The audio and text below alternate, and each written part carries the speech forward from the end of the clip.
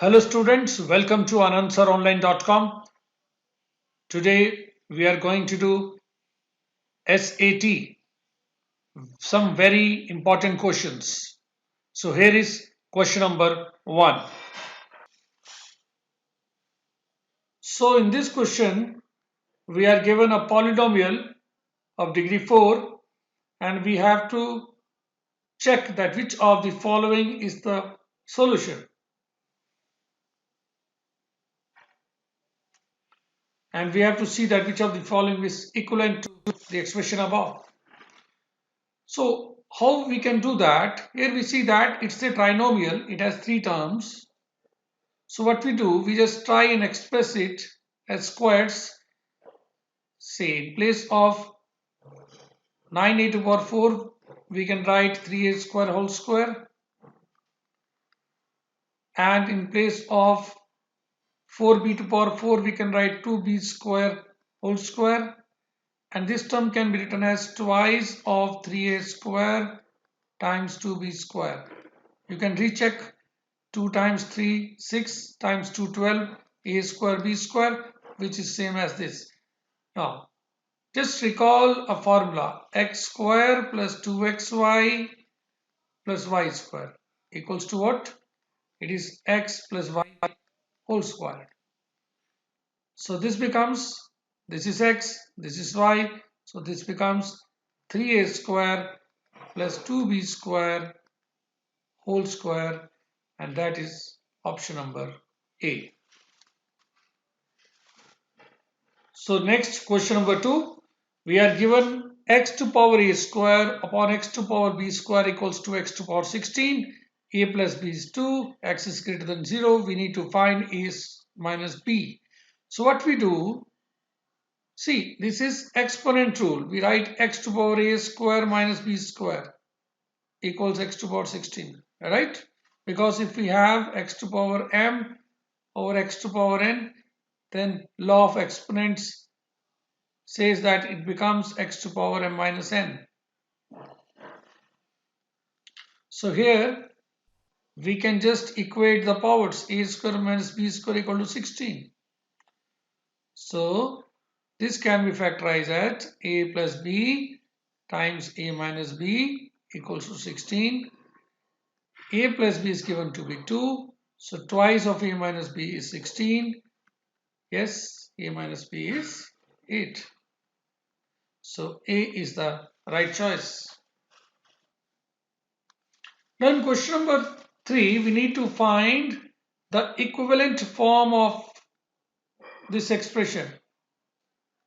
And I square is minus 1. These are the options. What we do, we first of all rationalize it by multiplying by 8 minus 2i, numerator and denominator. Why we are doing this?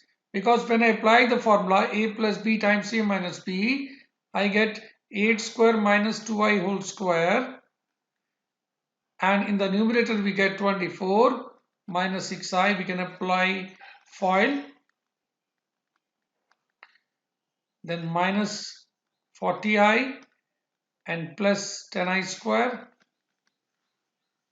So what happens? In the denominator we are left with 64 minus 4i square. Now since I square is minus 1, we get 64 plus 4, which is 68. In numerator, this 10i square will become minus 10. So this becomes 24 minus 10, which is 14, minus 46i. Just take 2 common, 7 minus 23i, and you can just cancel out. You get 34 in the denominator. So answer is 7 over 34 minus 23i over 34. It means option number C is the correct choice.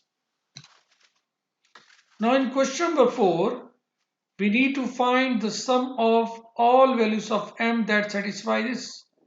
See, this is a quadratic equation, right? At the most, we can have two solutions, right? So there is a formula which can tell you how to find the sum of all values without even finding the values. See, that formula is, I'm writing down the formula first of all. So if ax square plus bx plus c is a quadratic equation, then sum of zeros, that is all values of x, which satisfies the given equation is minus b over a, and product of zeros is c over a. So here we see that a is 2, b is minus 16. So when we find the sum of all values of m, minus 16 upon 2, that is 16 upon 2, which is 8. So option number D is the correct choice. See, in question number 5, we are given this equation. We need to find b, that is the coefficient of x. So what we will be doing, first of all, we will simplify the left hand side. It is 2 times 3x, that is 6x square, plus 10x, plus 3 times of 3, that is 9x plus 15, which is equal to ax square plus bx plus c. So this becomes 6x square plus 19x plus 15, which equals to ax square plus bx plus c. So equating the coefficient of x, we get b equals to 19. So dear students, hope you have found this video useful. Kindly like, share and subscribe. Thank you so much for watching. Bye.